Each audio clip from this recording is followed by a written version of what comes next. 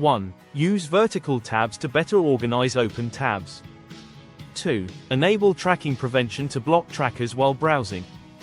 3. Use the collections feature to save web pages for future reference. 4. Press Ctrl plus Shift plus L to open the reading list.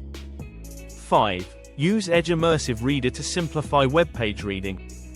6. Turn on efficiency mode to reduce CPU usage while browsing.